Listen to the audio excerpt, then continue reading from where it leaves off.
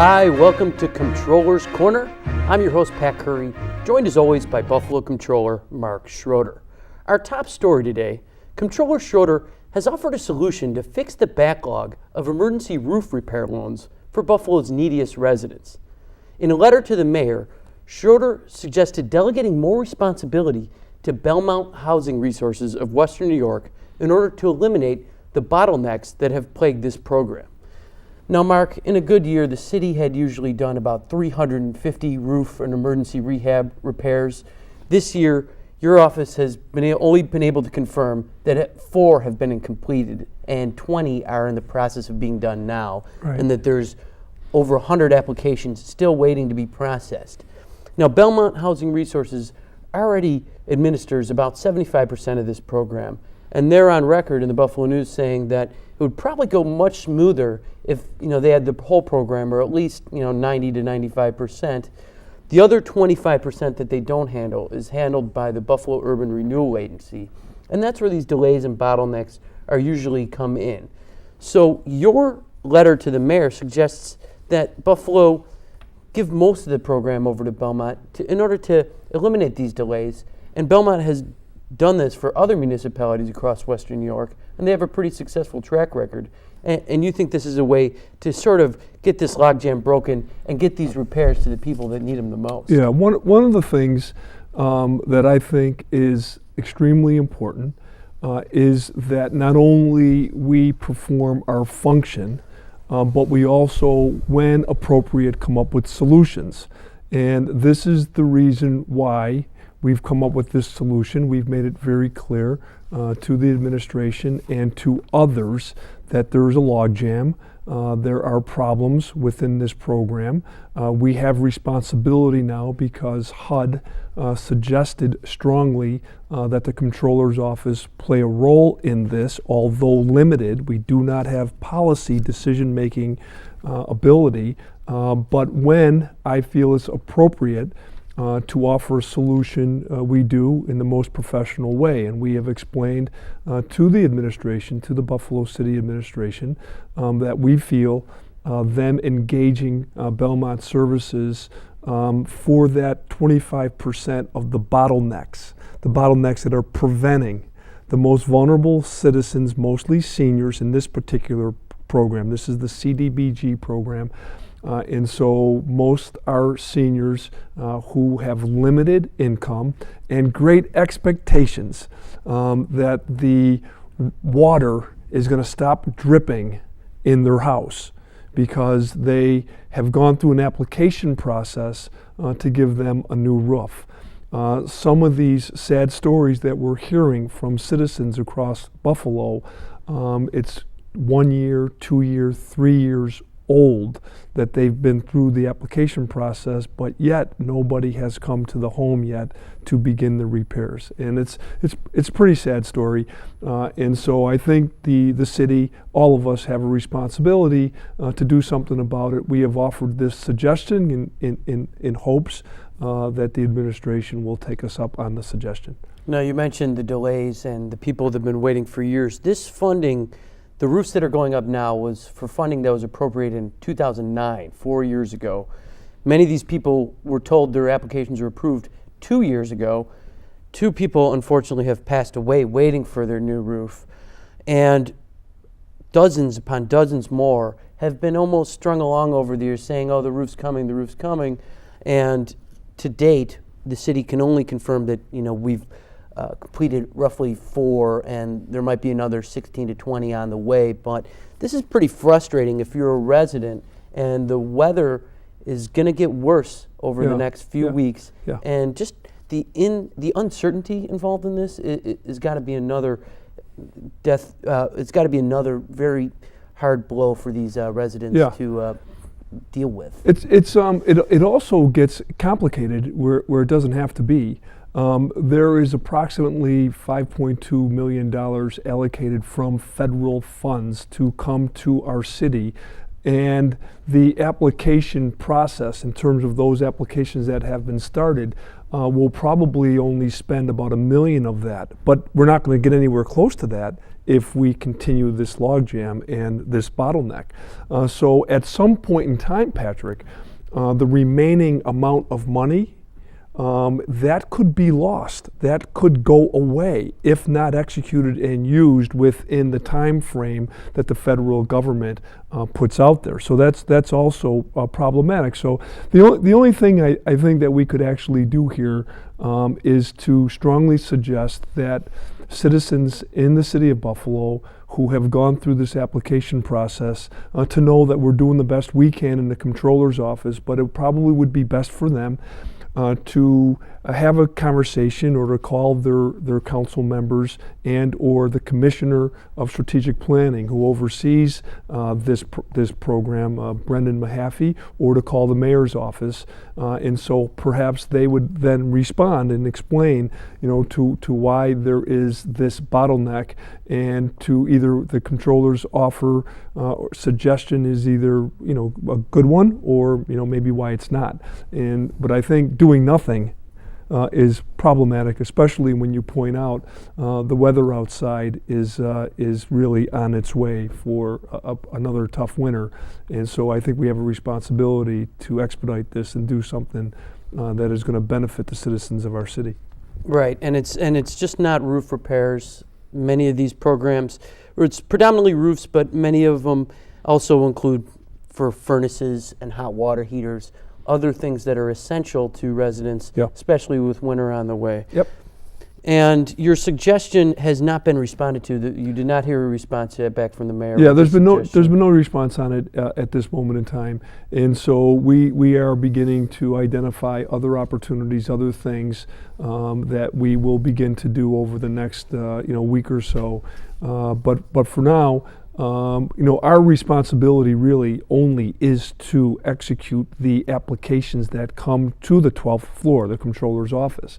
But because of the situation and because of the number of people out there who are suffering with the inaction, we feel it's our responsibility also to make valid suggestions and to use the bully pulpit, as I'm doing right now on this show, to let people know that we have to together explain to the administration, to the city, we need to do better.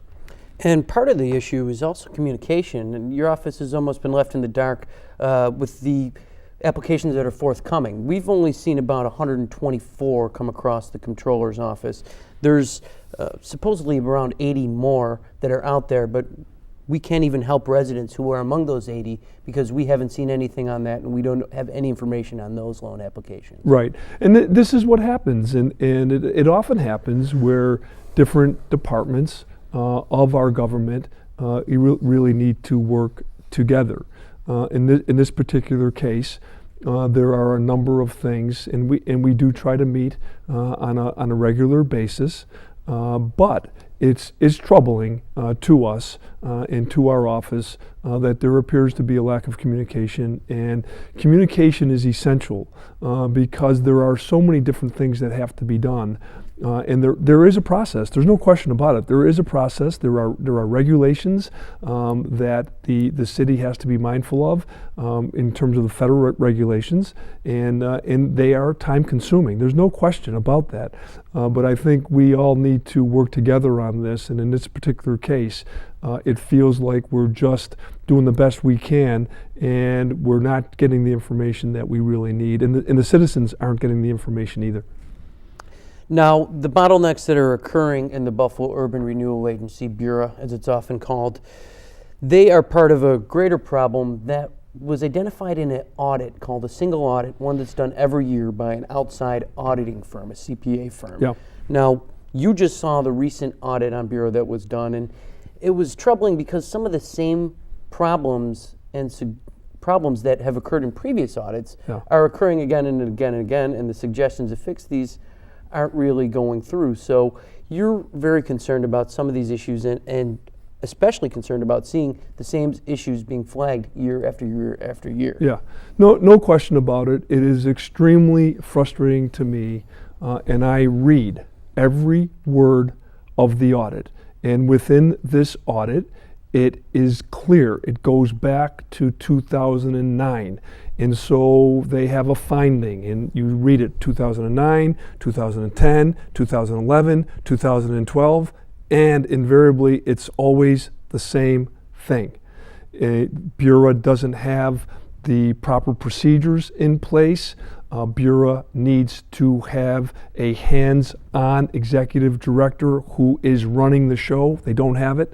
And so it is the reason why. I mean, it's easy for me to know why we're getting these conclusions and very bad performance, because I'm reading and the citizens are paying for the audit that's done year after year after year.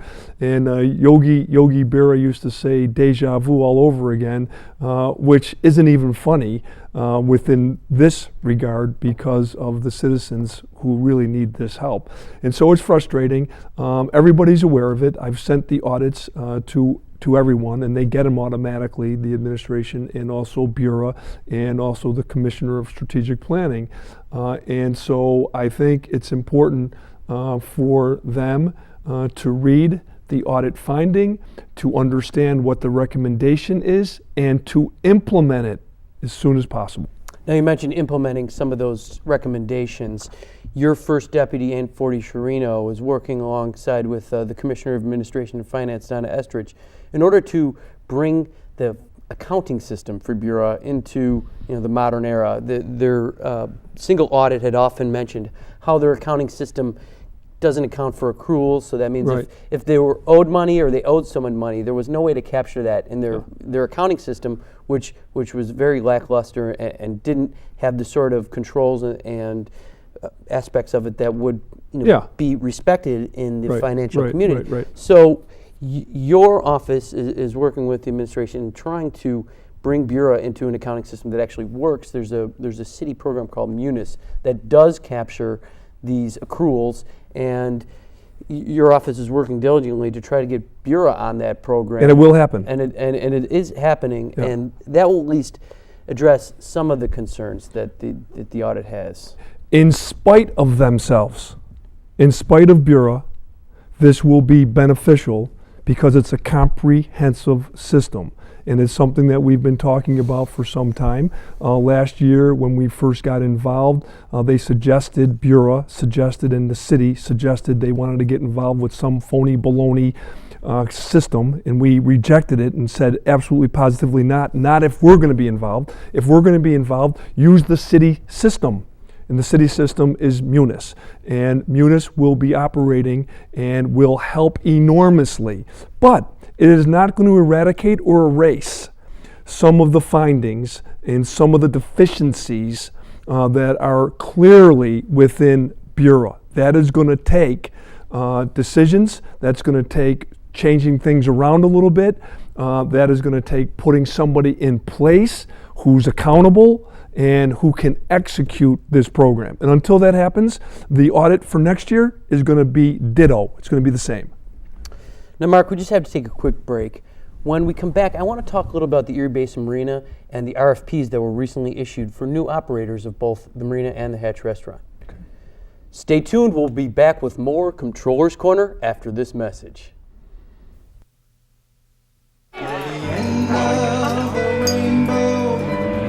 My pot of gold, your daddy's little girl, till heaven home.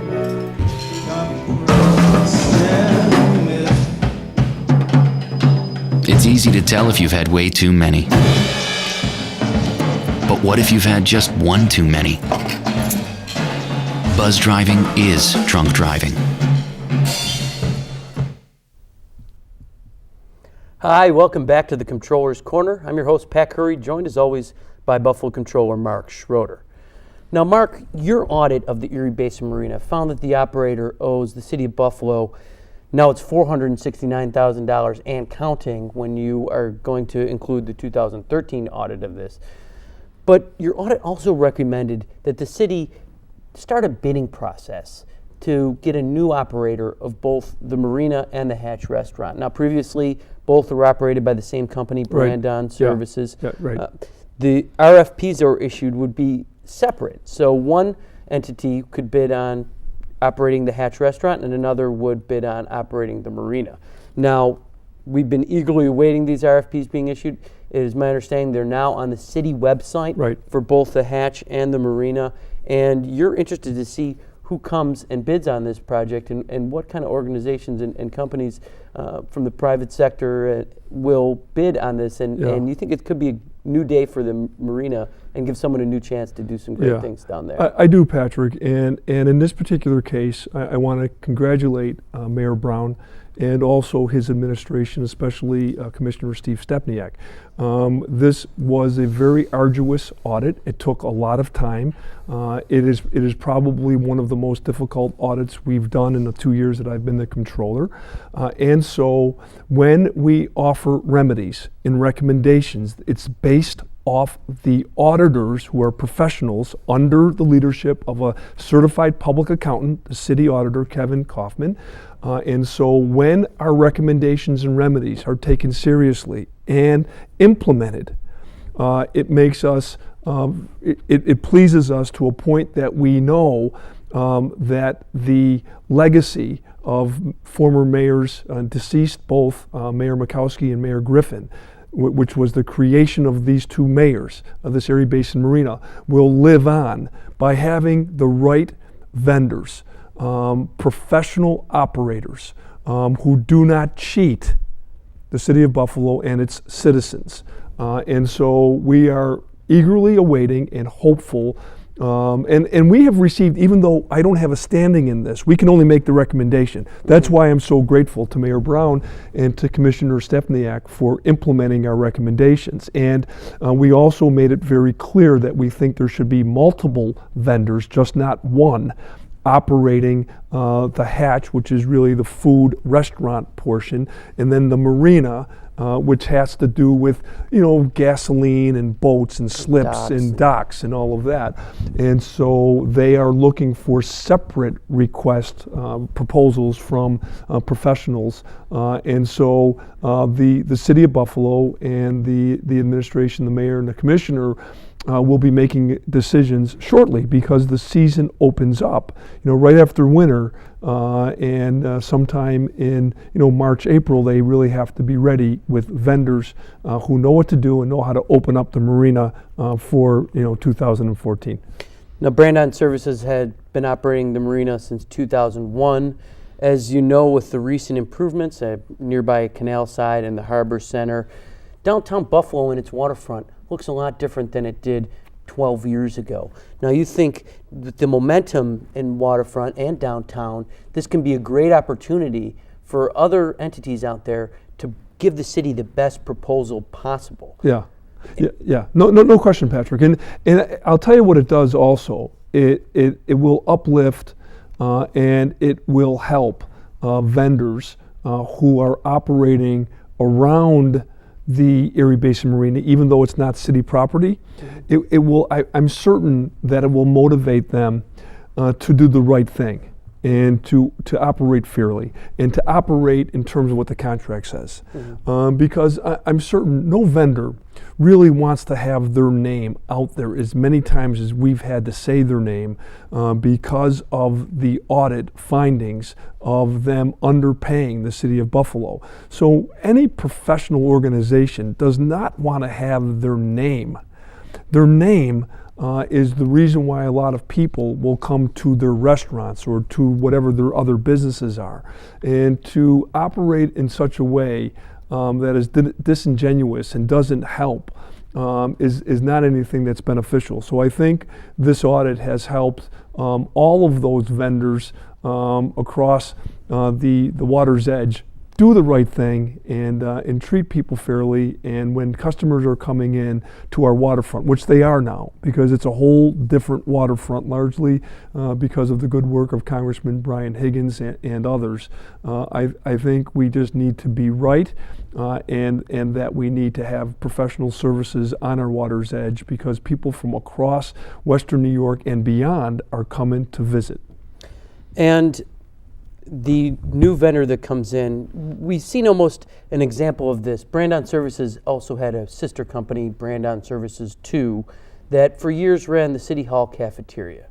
Now, the city went out for an RFP process, the bidding process, for a new operator of the cafeteria downstairs. And it's like night and day the difference down there, not only in the appearance of the cafeteria, which is state-of-the-art and is very sharp looking and brings the cafeteria into the modern age, but also the payment to the city of Buffalo. The Sue's Deli, the company that won the RFP process, that had the winning proposal, is giving the city 5 times as much money in rent than it received from Brand-On Services 2. So not only does the city have a better product at the end of the day, but also it's getting 5-fold what it was receiving previously. Right. And just to point out, the previous vendor owes the city of Buffalo $5,000. And so we're hopeful that we will be receiving that sometime soon. But going forward, again, I want to congratulate the mayor and Mayor Brown and also Commissioner Stepniak because it's very clear to me that going forward they want to deal with vendors and professionals that are going to serve the city well. And there's no question about it. I don't often use the cafeteria, but I've been down there a few times just to kind of take a look. And it is extremely impressive. You don't even know you're on the basement floor of City Hall anymore. You seem to feel like you're like in the theater district, where the current vendor also has a restaurant in the theater district near the Trafalgar Cafe. So this is very, very interesting. It looks beautiful, and I'm mostly interested in the revenue and the money for our citizens. And as you pointed out, 5 times more rent coming into the city of Buffalo is really great. But at the end of the day, there's a lot of people who work in City Hall. They're great workers, they're good people, they have families, and that during the breakfast and lunch hour, they want to come into a place and get something, especially how busy everybody is these days. But not only that, Patrick, I'm told that there are a lot of people who are employed by the court system in our downtown area, whether it's city court or state or federal. They also come to the cafeteria, and they're going to be delighted to see this operation, and I'm going to be delighted on behalf of the citizens to count the money that's coming in. It's a job well done, and I congratulate the city for doing the right thing on this particular case. And I have ate at Sue's Deli in the cafeteria, and it's phenomenal. The prices are great, and the food is very fresh. So I encourage anyone that's downtown to check it out. The environment is also very impressive. It's got a great deal of art on the wall and very modern looking, and it's an operator that's also working with the city. I was talking to Commissioner Steve Stepniak, who you mentioned, and they're actually paying the city monthly their rent payments, whereas Brand-On Services 2, there was actually a gap of 2 or 3 years where they didn't make any payments to the city, and when they would, it would be an annual payment. As you mentioned before, they still owe us $5,000 for the rental of the cafeteria. So it's a new day for Buffalo, and we're getting we get a better product, we get more money for the taxpayers, and at the end of the day, the food is better for our city workers and for anyone downtown. Well, let me just point this out too, is that one of the responsibilities I took as controller is to try to be helpful to teach and to train others, just not the people who I'm responsible for in the 12th floor. And so we've done that, and to the credit of the commissioner and this administration, we have offered to be helpful in when they write the proposals, the RFPs. When they're writing the contract, we've offered our services to be helpful. And so I want to point out that one of the reasons why the new vendor at City Hall Cafeteria is paying us on a monthly basis is because that's one of the things that we've suggested in the contract. When they put the contract together, those are things that are best practices that are going to be in the best interest of the city of Buffalo.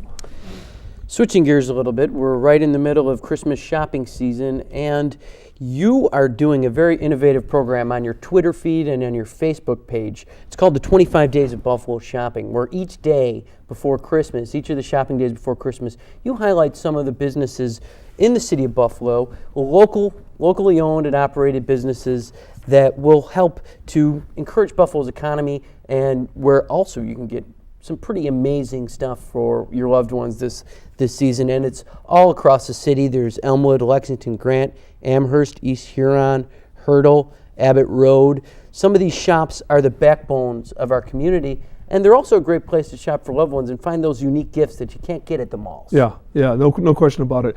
Most people in the city of Buffalo who know me know that 12 years ago we founded and created the Greater South Buffalo Chamber of Commerce, and the slogan that we started back then was "Shop in your neighborhood, support your local merchants." Real simple. And so we continue that right now for the entire city. Now 9 councilmatic districts, every business district across the city. We encourage residents, city residents, to shop in Buffalo. I do not go to the mall. I've never gone to the mall. I go to only shops in the city of Buffalo, and I would encourage others to do it also. But I would encourage them to go on our feeds with this information because it's very, very helpful. And when we're back in the chamber business a long time ago, we used to put out this comprehensive book, and it listed every single vendor. With the technology right now, we can do it instantly, and people can see it, and we want to encourage them to go and shop. And these are people who mostly live in Buffalo, who operate their businesses in Buffalo, and they have a responsibility to make payroll every 2 weeks. They're paying employees who live in the city, who walk to work, and who work 10, 20, 30, 40 hours. And so we should do our best to support these businesses across the city of Buffalo, and this is our way of doing it, and that we hope that people will look onto our Twitter and Facebook and shop over this holiday season. Now, Mark, since we talked last, it was right before Thanksgiving. It's my understanding that you were a marathon runner and that you ran the turkey trot for the first time in a few decades, actually. Yeah, first time in 32 years. And so I ran the turkey trot. Patrick, I am telling you, and I want to tell our friends who are watching, if you haven't experienced it, you have to see this.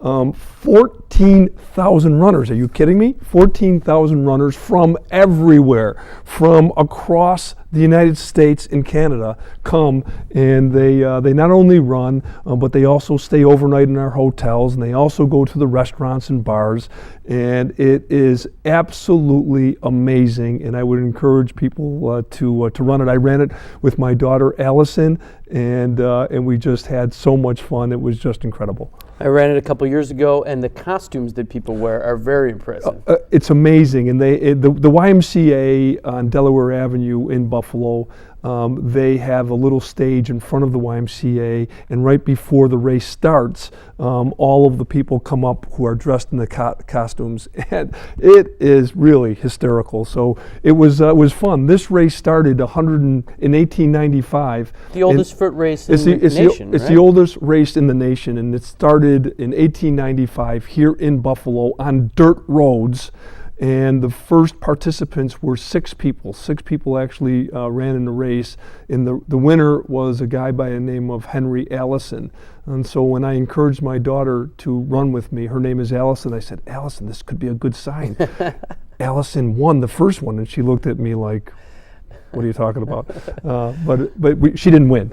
She didn't win the race. But it was fabulous, Patrick, and I hope people will, put that on their to-do list for next year. Definitely a bucket list item. Oh yeah, it's great.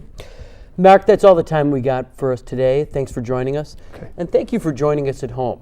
As we mentioned before, to make sure to check out our Facebook page and our Twitter feed, and also the Comptroller's Corner YouTube page, where you can see all the past episodes of Comptroller's Corner. And of course, check out the City Comptroller website at city-buffalo.com/Comptroller. For Mark Schroeder, this is Pat Curry signing off for the Comptroller's Corner.